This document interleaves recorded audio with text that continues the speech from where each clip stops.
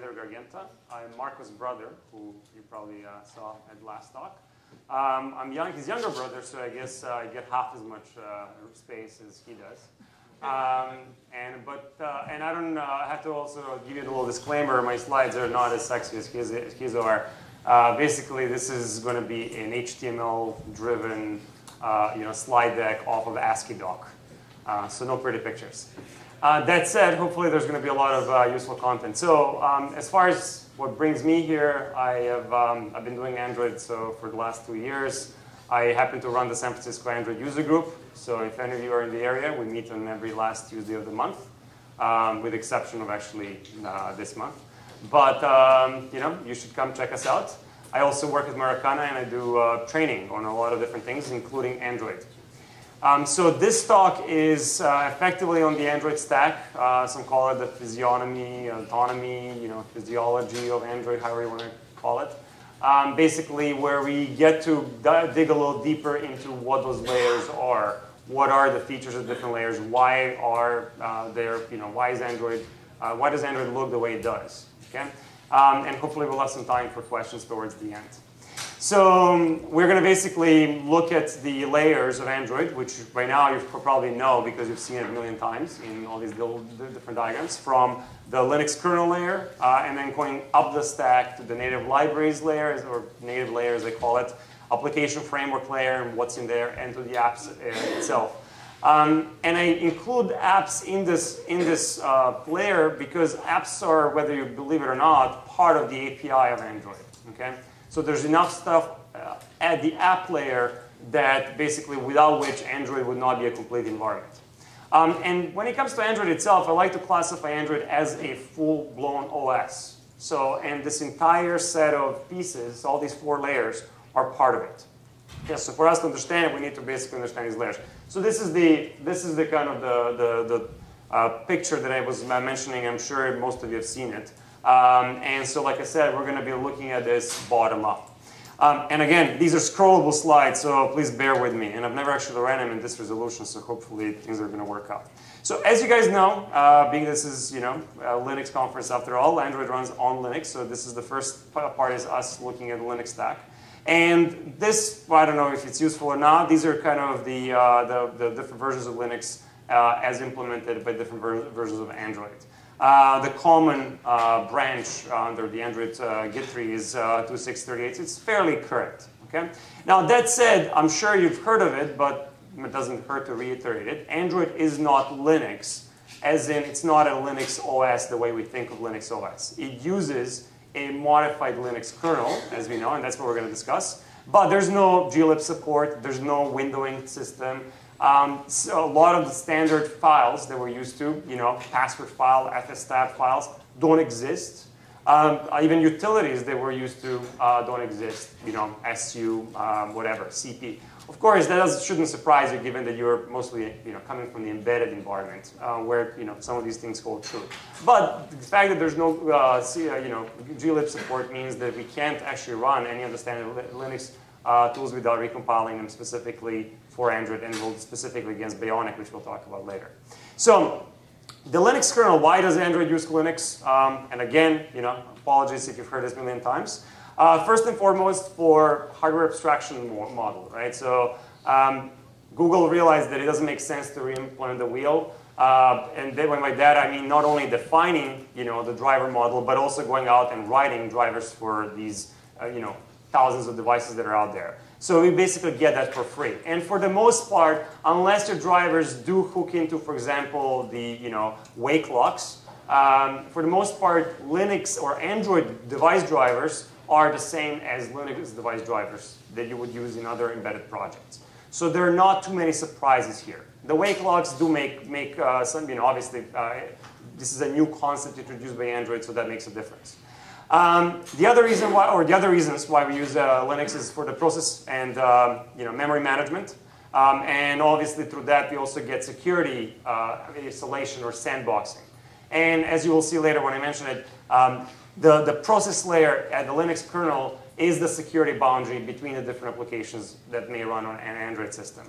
And of course we get support for shared libraries, for being able to load shared libraries, and the complete network stack.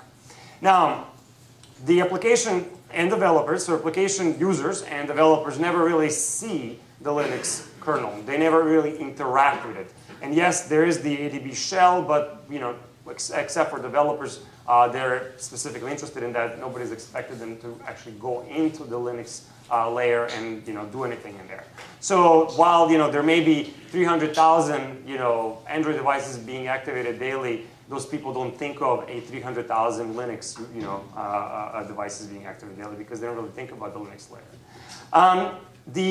As you know, as you've heard from Karim's talk and from Marco as well, Android basically forked the Linux kernel, and this is specifically because of the changes they made and were not accepted by the mainline Linux kernel. So they basically have a separate Git tree, some of which is specific to the different devices, the MSM, right, the Qualcomm stuff, OMAP, or TI's OMAP chipset, Samsung, and of course there's the official mirror of the main branch. Okay? So if you were to check out, and Karim actually mentioned that as well, if you were to check out Android, the main Linux kernel, you could then backport the changes, or you would actually go and check out one of these and then move off of there. Of course, a lot of the device manufacturers, like Texas Instruments, they will provide you with a kernel that is already well suited for their particular hardware. So that's usually the starting point that most people deal with. Now, the real meat of this particular part are the extensions. So that's kind of what I wanted to go over. So I'm sure a lot of you have heard of the Binder IPC, which is basically the interprocess communication model that Android offers. Specifically, Android chose not to use the sys5, sys3 IPC model, and I'll get into later on why. This binder-based IPC wasn't pioneered by Android. It comes from the early work on the Palm, I should say BOS, which was then acquired by Palm. So it was actually part of the Palm Cobalt OS before they themselves switched to Linux, and now, I guess, whatever. So the concept or the motivation behind Binder is to provide an operating system which effectively offers or enables an object-oriented system environment, okay, where your services run in object-oriented fashion. And pretty much that's how Android is built. Most of the services, especially when we talk about the application framework layer, are effectively exposed through Binder. Without Binder, Android would not function. Okay? So it is, in a sense, very similar to Corba in what it offers, but it's a heck of a lot simpler. It is exposed through the /dev/binder. That's effectively the binder is a driver in the kernel. The runtime info you can query at the proc_misc binder. And as I mentioned, like I said, most of the system services are dependent on it. Traditional IPC has all sorts of security and performance challenges, some of which we'll mention later on when we discuss Bionic. And the reason why, Google or the Android team went for Binder is because they felt that it was the right, lightweight, performance-sensitive implementation of an IPC that they needed in order to construct a fairly object-oriented environment. So the bound services, for example, are automatically, quote-unquote, garbage collected, i.e. cleaned up by the kernel as the callers disconnect from their callees, from the services that were basically being utilized. The Binder framework also provides a built-in thread pooling support. So basically, if you're creating a bound service, you don't have to worry about the low-level communication issues, but also low-level threading issues. So it'll automatically handle the threading for you.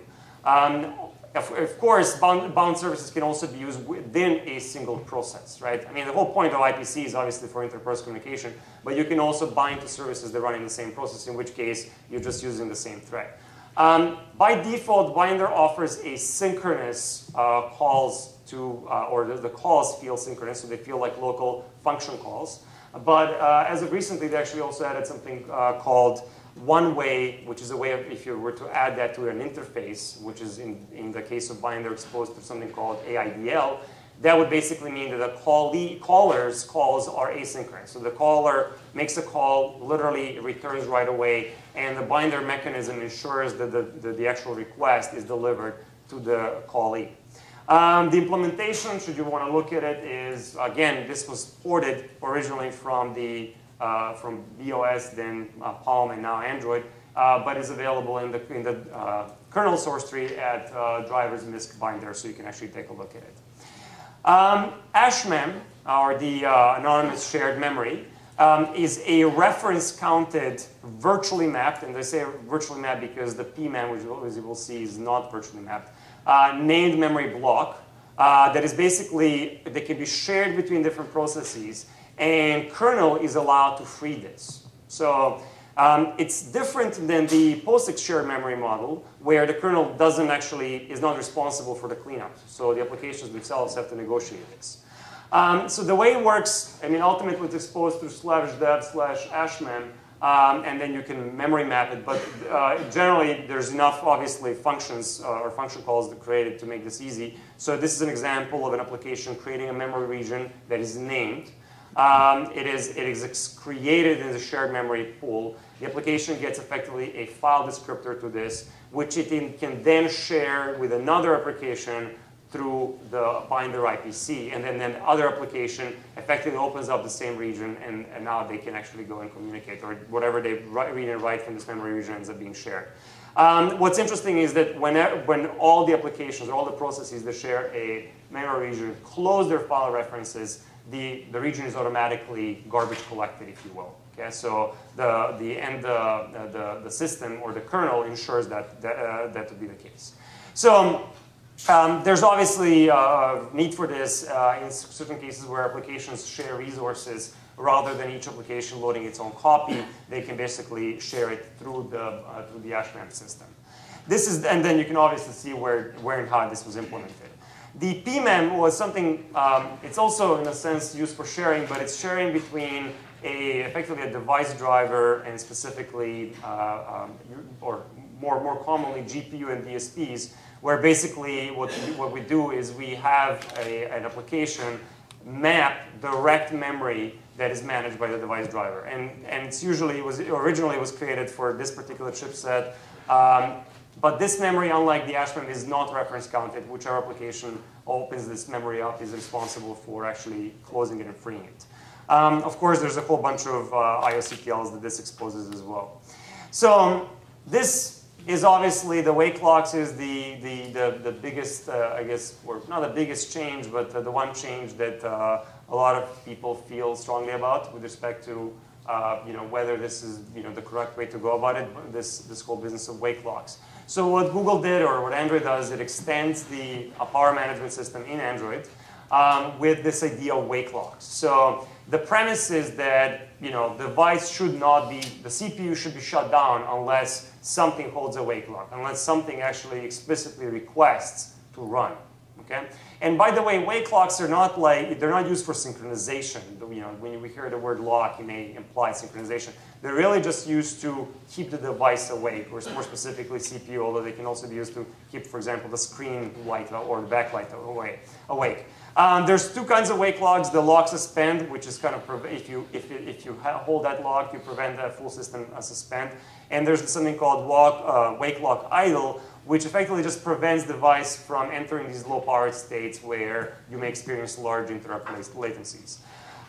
The way this works, of course, this is exposed through higher-level APIs, both at a Java layer as well as the native layer. But ultimately, what you can do is an application would simply write to syspower wake lock a string, which is a name and the number of milliseconds, or actually nanoseconds, after which the wake lock would automatically expire. And that's how you would grab a wake lock. And of course, there's a way of releasing that same wake lock. There's all sorts of different kinds of wake locks, or different sub-kinds, if you will, of the lock suspend wake locks. For example, you can require a wake lock and have it cause a wake up. You could grab a full wake lock, which keeps both the CPU and the device awake, so the LCD and the keyboard backlight. Or you can have a partial wake lock, for example, that only keeps the CPU awake, but the device appears to be sleeping. Of course, this is then integrated with the keyboard or key management system, if you will. So Android goes and maps specific key codes to the triggering of the wake lock. So certain key presses on a device will effectively trigger a temporary key lock, giving, having the device stay awake. Of course, drivers can also request to be notified when the device is about to enter different wake lock states. And of course, the device itself can interact with wake locks, which is something that Karim mentioned in one of his talks. There's this, actually, this probably doesn't exist anymore because Google just recently deprecated a lot of these pages. But this actually did a pretty good job of explaining how the power management system works in Android.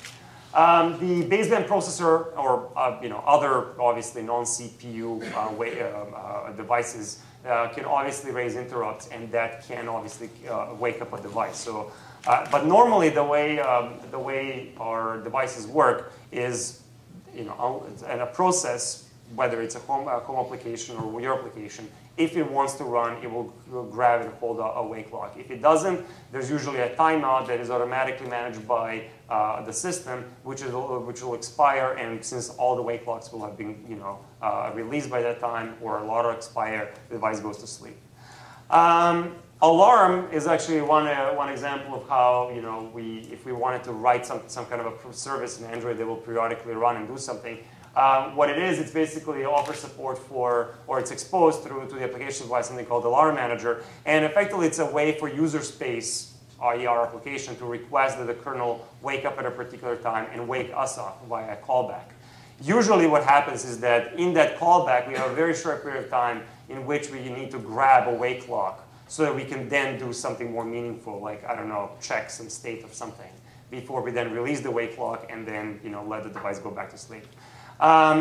One of the interesting aspects of the Alarm Manager or the Alarm service is that it has a way of, or offers an API to help batch multiple requests for wake-ups into a single request through something called inexact timing, so that it helps prevent different applications waking up at just arbitrary frequencies, and then which contributes to draining the battery. Because every time you wake up and you spin up the radio and so on, which is usually what you do, or some applications do, that obviously drains the battery. So if they all wake up in the same intervals, that helps.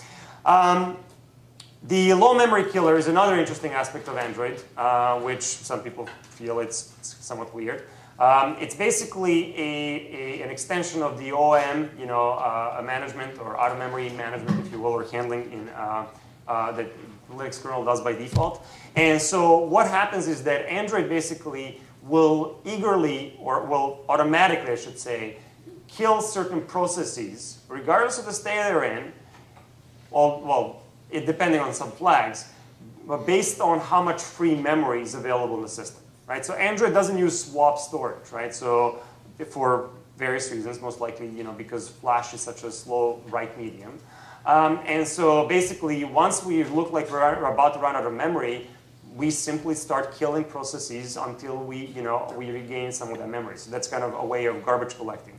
And in fact, if any of you have written applications in Android, you notice that there is no exit function, right? Your application never really explicitly exits. Yes, some applications can call finish on some of its components, but they don't really exit, right? So Android, in fact, something in Android called the Activity Manager, which is responsible for launching the different components, like whether activities or services or whatnot in Android, is aware of the states of different applications. And based on their states, it sets something called OOM adjust, okay? Which is basically a simple, it's set under /proc/ your PID / that setting. And it's a number that goes from -16 to +15. And so what happens is that in the Android's init RC file, the default RC file goes and sets certain properties, i.e. it basically classifies different applications by different priorities, if you will. Although these priorities are actually, the higher the number, the lower the priority, right? And so basically, what it then also defines is that what are the memory thresholds that are expressed in 4K pages that trigger killing of processes at a certain priority level, right? So for example, once we get to about 8K of pages, free, then in order to prevent running out of memory, we start killing all of the processes with the OM adjust of 15. And we kill them in the reverse order, so basically from the least recently used to, and we keep on going until we, again, go above the threshold. And once we have enough memory, we stop killing processes. But potentially, depending on the memory demands, we may actually end up killing quite a few processes in the system, whether they're services, foreground applications, background applications, and so on and so on. Of course, Android defines a fairly has a fairly well-defined, priority list. So basically, empty processes are the ones who get killed first. Then applications, for example, that are considered background applications, like, for example, you have an application that has just an activity that is not actually current in the foreground. Then services, so services that are whether they're bound, usually the services that are started, bound services is treated somewhat differently. Then second or going up, visible processes, so processes that are hidden or they're shown behind the current, like for example, if you have an activity on top of activity and you can still see the application behind it, that's considered a visible process. And then the foreground processes are the highest priority with respect to, those are the last ones to be killed. What's interesting is the system server, which you've heard from Marco and Karim mention, runs at an OM adjust of -16. So for example, if you're building something that you never want to get, killed, you could stick it in the system server if you're modifying the ROM, and that will prevent it basically from ever being considered by the low memory killer for killing. What's also interesting is that Android also supports something called in the applications flag. So in the Android manager, we could add something called Android persistent equals true. And the effect of this is that our application actually ends up being launched with the OM adjust of -12. So it actually gets, effectively never gets killed, right? Because if we end up killing the foreground application, which runs at a priority of 1, we have other things to worry about. So that is the low memory killer. We'll also mention the activity manager, which is directly sets these OM adjust properties, and which are then read by the low memory killer to decide what to kill. Logger is just a simple logging utility which basically uses 4 different log buffers. The main one was 64K, the system one 64K, there's something called events and radio. Some of the buffers are in textual. The events, for example, is a binary buffer, but there's a way of extracting that. And we have different ways of logging to it. Okay, what's interesting is these log buffers are automatically recycled, right? So they're circular buffers, if you will. We can basically read and write from these things. If you read, every time you read from it, you get one log entry. Every time you write, you're expected to shove 1 log entry in there. And we can, of course, clear them and so on through IOCTLs. Nothing too exciting. But what is interesting is that this is the logging framework used for all logging from the kernel all the way to the applications. Another change is this paranoid network security, which is kind of interesting, not because of the paranoid network security, but just shows how the security model maps in Android or to the kernel. So for example, what Android does, it defines, in this particular case of the paranoid network security, it basically says that the kernel is configured such that certain kernel, or I should say networking functionality, where for example, bringing up the or using the Bluetooth device or using the network device, right? Using the network stack, require that the process be in a certain group, right? And so, for example, they define what these groups are. For example, the iNet group is for your generic network communication, right? And there's the Bluetooth groups as well. Then in Android, what they do is they basically define logical names for these groups. So for example, the iNet or AID iNet gets a logical name of iNet. And so now when we write an application which wishes to, for example, connect to the outside world over TCP/IP, right? You know that you're supposed to, or some of you that have written Android applications would know that you're supposed to include something called uses permission, Android permission, internet. Well, the way that is mapped is via this file called, platform permissions. And so basically what they do is they say, oh, if your application in the manifest includes permission, Android permission, internet, what we'll do is upon installation of your application, because at that time we figure out what ID, user ID should be assigned to your application, we'll take that user ID and we'll basically add it to this iNet group. So effectively, the enforcement of this particular permission is still being done by the kernel. So these permissions, these logical Android permissions, are really just being mapped to the Linux groups, and then the kernel through the parent and network security basically enforces it. It's just an example. Other things are done the same way, like for example, logging. In order to be able to write to a log file, you don't need to be in any kind of group, but in order to be able to read from a log file, you need to be in a log group. So again, there's a permission that you use in order to get logging, and then that basically puts your user ID in the logging group or the log group.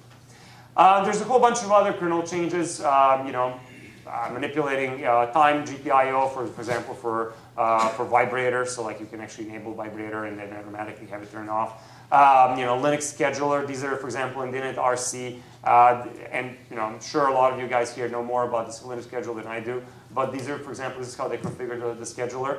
I know there were some questions on real-time usage in Android. I haven't seen anyone actually enable or add the real-time extensions for soft real-time support in Linux in an Android stack, but it'd be interesting to see how that would work. They also have support for RAM console, USB, the gadget driver, and so on and so on. That's the kernel layer, right? So those are the extensions that you basically, which is why we now have a separate, Git tree for the Android's kernel, right? At some point, we hope that Linux guys or Google guys are going to kind of make friends with Linux guys, and all of this is going to go into the mainstream kernel. When and if that happens, we'll see. The next part of it is the user space native layer, right? So this actually itself is, it includes a whole bunch of things that are listed here, including the runtime, which is the Dalvik virtual machine. But itself, we kind of divide up this layer into multiple logical sub-layers or categories, okay? The first one is the Bionic Library. I'm sure you've heard of it. And this is actually the reason why and we say Android is not Linux. Android doesn't ship with glib support or glib support. It uses Bionic. So what's Bionic? It's a standard C library, right? That was derived from BSD. So this was not something invented by Google. It was derived from work for, I think it was NetBSD, and then optimized for Android. So we'll talk about some of the changes they've made. So why Bionic? Well, first of all, it's business-friendly licensed, right? So GPL or GLIPS is licensed under LGPL. There's all these licensing issues, because obviously Android wants to enable OEMs to develop proprietary solutions, so they don't want to necessarily be on the hook when it comes to making their source code available for free. And so providing something licensed under BSD license makes that possible, right? Because it's a non-restricted, it's a very one of the least restrictive licenses.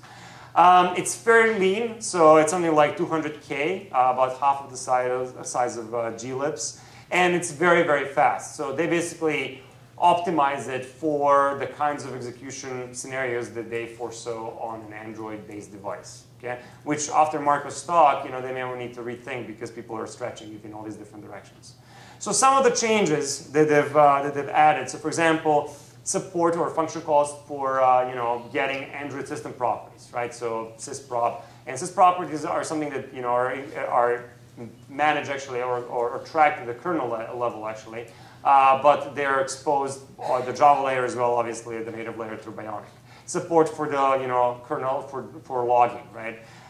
Support for group and user management. So Android does not use a /etc/password file, right? That doesn't exist. It actually has its own way of managing users. And then Bionic is aware of this. So specifically, this is used when a new application is installed, is automatically assigned a user ID, and then that becomes fixed for the lifetime of that application. Support for getting system events as opposed to providing support for /services or /protocols.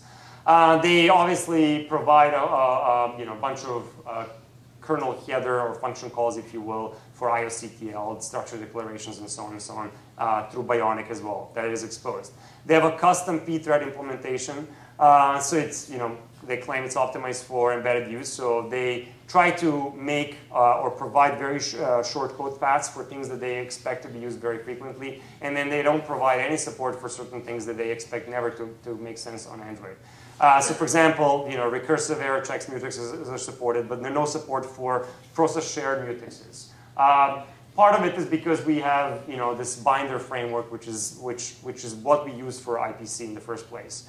For example, fewer specific storage slots than standard POSIX requires. No support for read-write memory barriers. So there's some issues with this. Effectively issues certain or limits SMP or multi-core support on certain systems. Other things, obviously no support for sysv, IPC. So this is basically because, well, most of really what it comes down to, this is kind of why they did the binder, if you will, is what happens is that you can go and or sysv expects that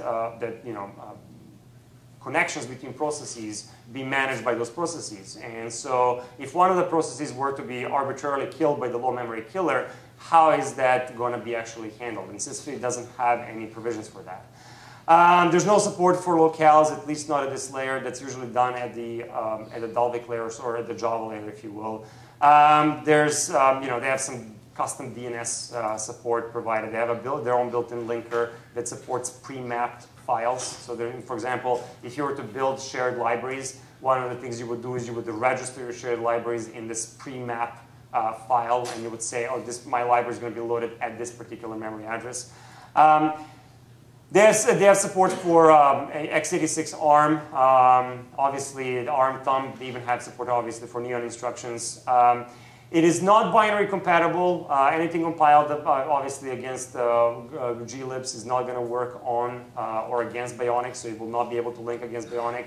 It is not POSIX compliant. They have no support, for example, for C++ exceptions. And all your code, if you wanted to use it on Android, binary code would obviously have to be recompiled. So this document in the NDK, interestingly enough, not in the Bionic, talks quite or provides a fairly good overview of some of these changes, or it goes into more detail on these changes. This is available in Android source. The other big ticket item at the user space level is this user space HAL, right? The hardware abstraction layer. So this comes as a surprise to some people, as in why the heck do we need yet another HAL? Isn't that what the kernel provides? And yes, the drivers provide that hardware abstraction. But the problem is hardware abstraction provided by drivers is not necessarily A, uniform, and B, there's this licensing issue, right? Kernel being written in, or being licensed with GPL, or are drivers supposed to be GPL or not, right? So what they do is they basically define common hardware interfaces through something called libhardware legacy that implement or define what different hardware is supposed to do. And by hardware, we mean things like radio, graphics, audio, Bluetooth, GPS, Wi-Fi, and so on and so on. So, of course, some of these things already have common definitions at the Linux layer, but the way you implement GPS may differ from manufacturer to manufacturer. There isn't a common way you provide GPS, right? So they basically provide an abstraction of GPS. And I guess, again, the reason for it is one is to provide a common abstraction to the upper layers, and two, to provide a separation of the proprietary code from GPL, effectively GPL requirements of the kernel.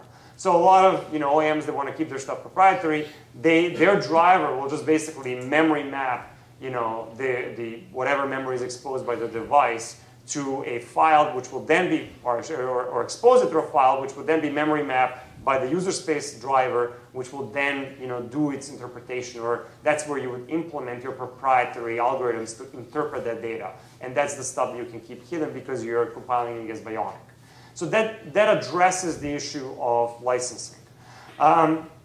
The way this is exposed is, like I mentioned, there's something called libhardware legacy. For example, libhardware has a function called, exposes a function called, get module by some ID. And what it does, or ID is more like a string.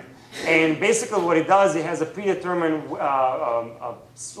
set of paths it goes and searches in order to load a particular user space driver, right? So if you're, for example, there's something called, in fact, just to look at an example.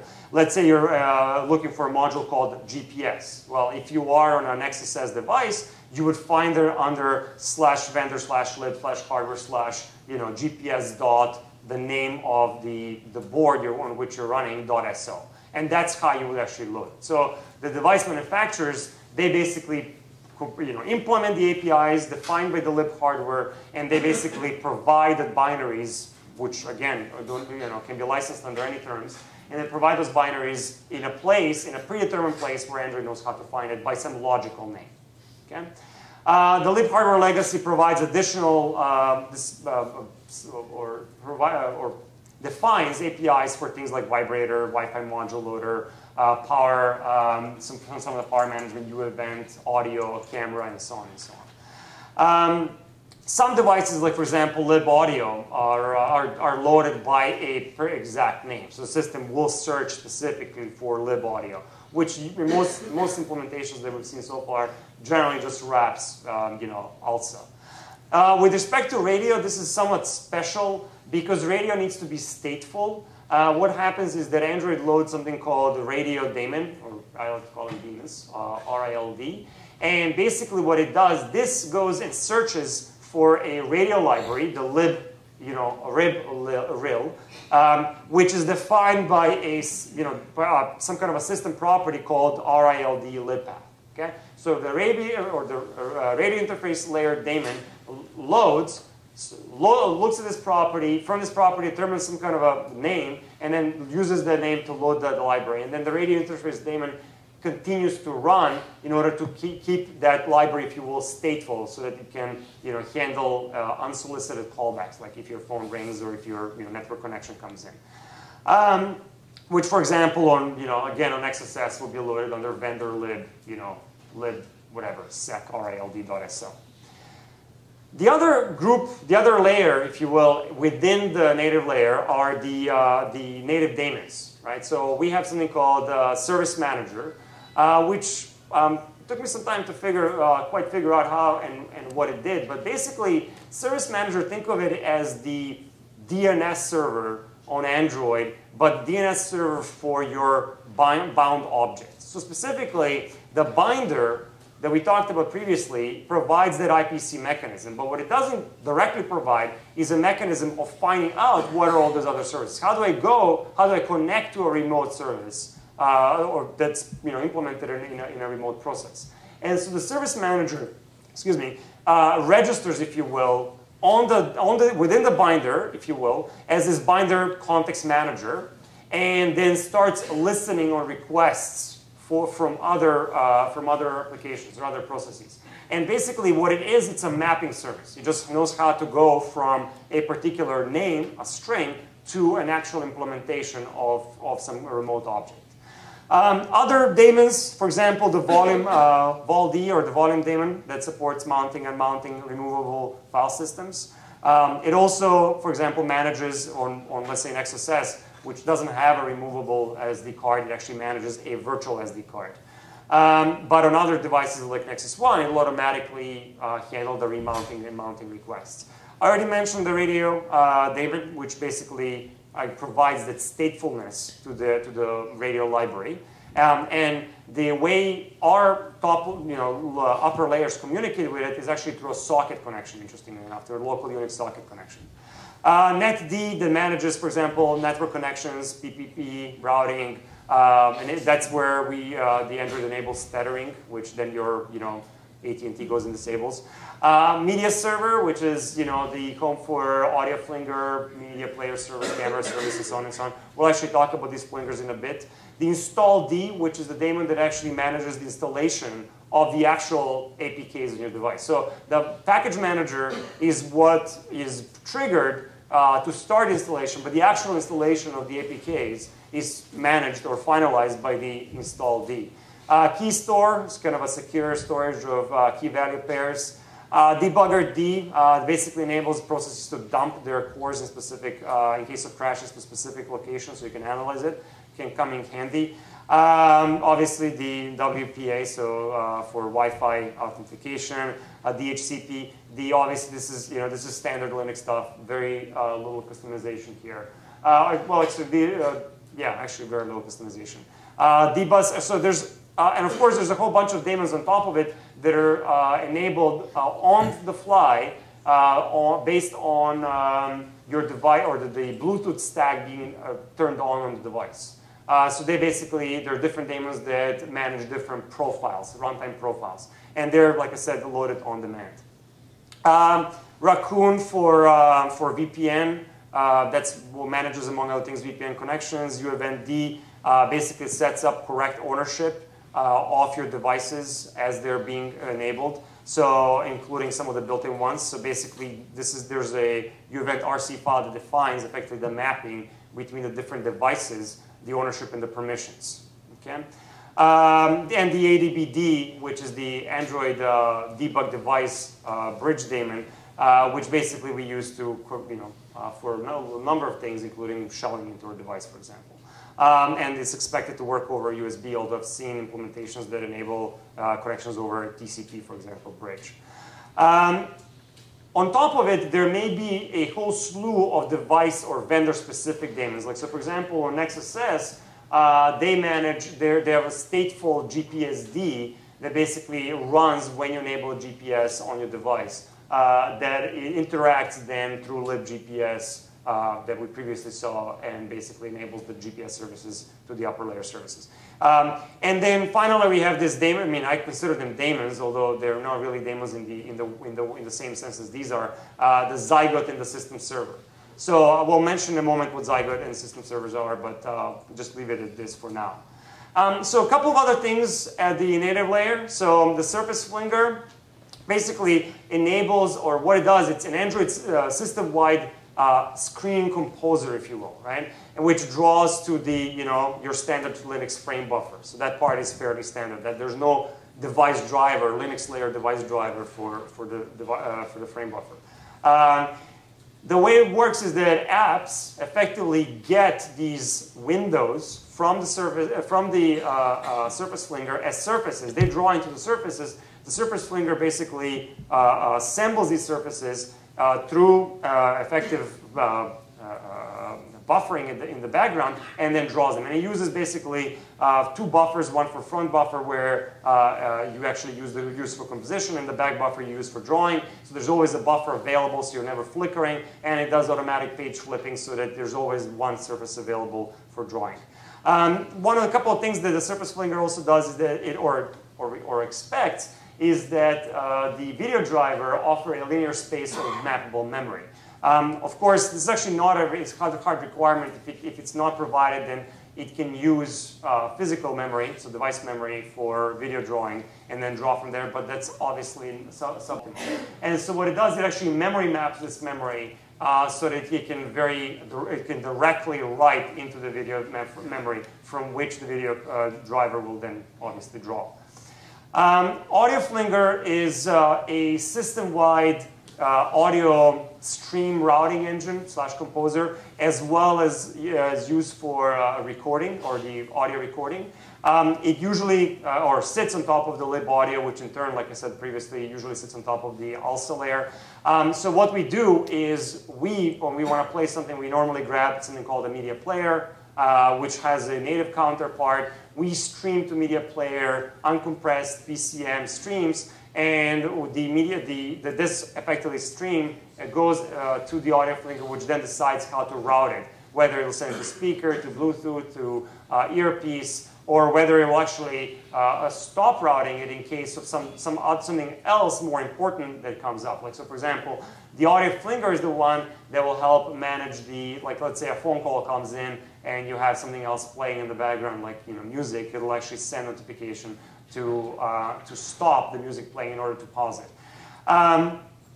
Of course, there's the reverse side, which is to capture audio. So the Audio Flinger doesn't actually do any kind of encoding, decoding with respect to, like, it doesn't play MP3s, if you will. That's what the media services are used for later on, that we'll talk about in a moment. So that's the media framework actually provides the actual decoding. So function libraries. So we're almost done with the native stack. The functional libraries basically provide computation-intensive services to the kind of upper layers, right? This is in addition to the Bionic. I mean, Bionic is a functional library after all, if you will. So some of the pieces in this space are simply borrowed from other open source projects. So the libweb core, which is effectively WebKit, V8, SQLite, OpenSSL, FreeType. These are effectively just copies of what exists in upstream projects. Though what's interesting is that these are copied into the Linux source tree, but they're never really changed in the Linux source tree. They're not maintained in the Linux source tree. The Android source tree. The reason why they're there is so they can be recompiled with Bionic, right? Also, there's the media framework or set of media framework libraries. This was originally pre-Froyo, based on the Packet Media's open core platform. We heard this morning at the keynote. This is now based on the StageFright. Effectively, this is where this is the set of libraries that enables transcoding of video and audio, right? So, including images. So, MPEG-4, H.264 as of Gingerbread, VP8/WebM, MP3s, AACs, and so on and so on. And this is pluggable through the Kronos OpenMax IL basically API, so that the hardware manufacturers can go and provide direct native, i.e. hardware accelerated support for doing this sort of transcoding. The 3D libraries, as we know, are also at this layer, and they're provided also by, well, in a sense, Kronos as well. They're based on OpenGL, and we have the 2D libraries, and this is something that's evolving in Honeycomb, because now 2D libraries are actually, or more of 2D is being hardware accelerated. Finally, the last part of the native layer, if you will, is the piece that enables the upper layer, which is the Dalvik virtual machine. This is Dan Bornstein. He actually lives here in San Francisco, and Dalvik got its name from some town in Iceland where Dan is from, or his ancestors are from. So what it is, it's basically a clean room implementation of a virtual machine that is semantically compatible to the JVM, but is not a JVM implementation. Okay, so you can't really call Dalvik Java. It is licensed under Apache 2.0 open source license, and the reason why it's here is to provide a high-level, so rich API framework for effective writing applications that are portable across different devices. Because Dalvik, like Java, compiles into bytecode that is machine independent. So unlike Java, though, Dalvik basically, or the bytecode of Dalvik is stored in these so-called DEX files. Okay? And the way we get DEX files is we, as the end developers, we develop in Java, generally, and our Java code gets compiled into .class files. But before those class files can be shipped to the devices or installed on devices, they are turned into the DEX code. And then by the time the device actually starts executing this, there's no more Java. Okay? So even code that you didn't write, like third-party libraries, they too will get compiled into DEX code. So why, one of the big questions, and some people feel kind of strongly about this, why did Dalvik bastardize Java? Why didn't it just, isn't that kind of what Microsoft tried to do, a decade ago and tried to kind of create their own Java? Well, Google is very upfront about it. They're not claiming Dalvik is Java. It's not like, what Microsoft did with, they claimed Java on Windows was Java, when in fact it was, Windows Java. But why didn't they just go with standard Java? So the standard SE Java is, considered too bloated for mobile environment. It has APIs that have zero usefulness in a mobile environment, but to support them with that bloat, right? You have to remember that when Google was first releasing Android, they assumed 64 megs of RAM, okay? And loading all these, or supporting all these extra libraries meant, that we had fewer megabytes of memory left for a runtime, or for running applications. The other thing is there's too much redundancy. Java has a whole bunch of libraries that are not, they're already provided by Android with more optimized way, and is not very well optimized for mobile. So why not Java ME? Well, the cost, first of all, that's where Sun was making money, on Java ME, right? So you had to pay a license for that. It was largely designed by a committee, right? And it was never really going to compete with the way iOS or the way modern in mobile environments were progressing. Because one of the problems with Java ME is well, two problems. One is that applications had no access to hardware, right? So there was no way for you to access any kind of cool hardware that existed on the device, except for some, some predetermined profiles which weren't very, or did not give you as much access as native applications. So your Java applications were always kind of second-class citizens. And the reason why this was the case, why then originally just use JNI, well, all the applications, on a Java environment would run in a single VM. Right? So obviously that would, if we were to leave the security manager context provided by the VM and drop the native code, all of the security basically would be lost. So Dalvik, on the other hand, is optimized for embedded environment. So it has extremely low memory footprint, yet it provides a fairly good security sandboxing model. Not directly, but through the use of Linux. So one of the interesting things is that Dalvik's uncompressed DEX files are actually slightly smaller than compressed Java files. Okay? And the reason why they were able to, or how they were able to accomplish it is because they basically optimized internally, the pointers, if you will, in the code, how they encoded it. The advantage of this is that DEX code can be directly memory mapped and directly shared. There's no decompression that has to take place. Right? So it can be automatically shared between the different processes. And it offers a more way simplified class loading, right? Because you don't have to keep these things loaded and then uncompressing it on the fly. But the other part of that story is, this is something that kind of surprises people, is that every application, every Android application that uses Dalvik basically runs in a separate instance of Dalvik. Okay? So you would think, wow, that's a huge overhead. How can they accomplish this, right? On a device that doesn't have a lot of resources. So what happens is that on startup, Android basically launches from initRC something called Zygote, which you can think of as a half-baked pizza, as Marco likes to put it. And I'm sure Krim talked about it yesterday. But basically what it is, it's a Dalvik virtual machine that goes and preloads something like 1,800 classes and then a whole bunch of other resources. And then sits there, doesn't actually do anything, sits there, waits on a socket, a Unix socket, for requests to fork itself. And when it forks itself, it then goes and runs at a lower user ID the actual application that needs services of that particular Dalvik instance. So because it forks itself, it is able to take advantage of the copy and write semantics that Linux offers. So most of our applications, if we were to do, look at their actual res size in PS, they would appear to be much larger than they actually are, because a lot of their memory is actually shared with the Zygote process. There's actually a tool called proc crank on Android that you can use to get a much better idea of how much actual space, how much actual RAM are your applications consuming. Okay? And again, that is because of the fact that Zygote enables this. The other thing that's interesting is that Dalvik is register or based. So basically instructions are fixed, and it uses 16-bit wide instructions, so it's able to reference the registers directly in instructions rather than loading them off of the stack. And memory access on a mobile device is generally considered very slow, or at least much slower. Memory runs much slower in relation to the CPU. So the fewer times we have to go to memory, the better. So in fact, Dalvik runs very, very efficiently in the environment for which it was designed. So it's not just Google was trying to rip Java. They actually contributed, to creating something that's much better optimized than what the traditional J2ME or JME JVM would be able to offer.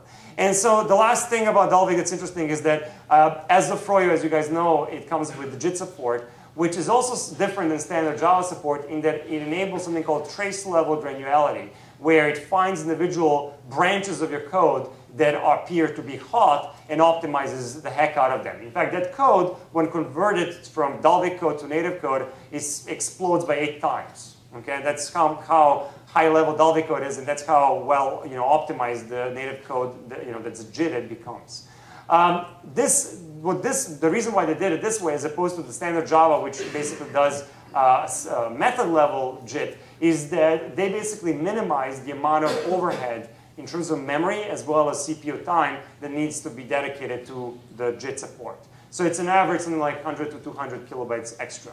to enable that, yet we get something like 2 to 5 times performance improvement. There's support for other things, you know, tracing, blah, blah, blah. I don't want to bore you with this. And most of the libraries that Dalvik supports are based on Java SC5, including support for generics and so on and so on. But there's no support for a bunch of these other packages that are listed here, like, you know, Swing and AWT for obvious reasons. And here's my license plate. So, we have only a couple of minutes, so you know these 2 layers we're going to go through rather quickly. So the application framework sits on top of this, and for the most part, it really just wraps a lot of the services or a lot of the native or the user space HAL drivers, if you will, that our applications use. So for example, we have support for hardware abstraction, you know, at a Java layer like location, telephony, Wi-Fi, bindings for native libraries like OpenGL, SQLite, and so on and so on. So the rest of these slides are really kind of on the particular managers, and there's a whole bunch of them, right? So I'm sure you've seen Karim's slides. There's, you know, I don't know, 50 managers or so. I call them manager service because sometimes they refer to as a manager, sometimes they refer to a service. The 2 that are the most important to a lot of folks dealing with Android is this, or the lower level, are the activity manager, which basically does all of the, you know, handles effectively, you know, starting an application, sending a broadcast, starting a service, stopping a service, starting an activity, and this interacts directly with that OM adjust. The package manager is responsible for both resolving intents, so capabilities of applications as well as installing applications. Power manager, that kind of, you know, is obvious. That's how you get access to wake locks. Alarm manager wraps the alarm that we talked about. Notification manager for Android's fairly rich notification system. Key guard manager. These are just kind of samples, right? Location manager that plugs into GPS and enables additional services like, you know, interpretation of GPS data, proximity, you know, alerts and things like that. Sensor manager that wraps, you know, Android sensors, which are again provided by lib hardware. Search manager, vibrator manager, connectivity manager that basically enables you to you know, get notifications basically from various connectivity stacks. Specifically Wi-Fi manager, you know, so if you want to scan for open Wi-Fi networks and things like that. Telephony manager, which interacts with the radio interface layer. Input method manager, which basically enables the custom, you know, soft keyboards, if you will, that Android supports. The UI mode manager that enables, like, you know, is your Android in a car mode or night mode and things like that. Download manager, which is new as of Gingerbread, which enables like background downloads, which, you know, with resume capabilities, and automatically manages wake locks and Wi-Fi locks and things of that nature. Storage manager, something that's kind of interesting. If you ever need to store securely data on the SD card, because that's kind of where we have additional, you know, enough storage capacity, how do we do this? So Android had something called storage manager, and this idea of opaque binary blobs as a mechanism to do that. Audio manager, which, you know, interacts with the audio basically subsystem. Window manager for managing different windows, layout inflator, resource manager for managing, you know, loading resources and so on and so on. And you can see this list goes on and on and on. Yet some of these managers implement quite a bit of logic, like activity manager. A lot of these other managers really just provide nothing more than a wrapper through JNI of the native library support. So they're fairly, you know, thin Java layers. And finally, and this is just the final note I want to mention, is really the application layer. The application layer, as you know, it basically comes with a bunch of built-in applications, and of course you can preload a bunch of your own. But what's interesting about the application layer, and the reason why I like to include it, and this talks about, you know, what applications have, which is not as exciting, is that these applications are really part of the Android API, right? So rather than you, building all the logic in your application through the Android intent system, which is fairly unique to Android, you can actually use components of other applications. And so Android promotes this idea of user tasks. And not like, by that I don't mean user processes like multitasking, but user tasks. Users want to think in terms of what they want to accomplish, not in terms of which necessarily application they are using. So it's very, you know, common for user tasks to span multiple applications as they kind of click around and navigate their system. And so when you're building for Android, you should consider not only providing your services or exposing your services at a native layer or even as a custom service layer, but consider exposing it at a higher level as effectively application components. then other folks can actually take advantage of and feed into. You can obviously read through this on your own, but there's a whole bunch of built-in applications, as well as built-in content providers, as well as built-in input method, as well as built-in wallpapers, and so on and so on and so on. Okay, so that covers my talk. Hopefully you'll learn something. I'm sure we're about to run out of time, so I'll be outside if you guys have any questions. Thank you. Good.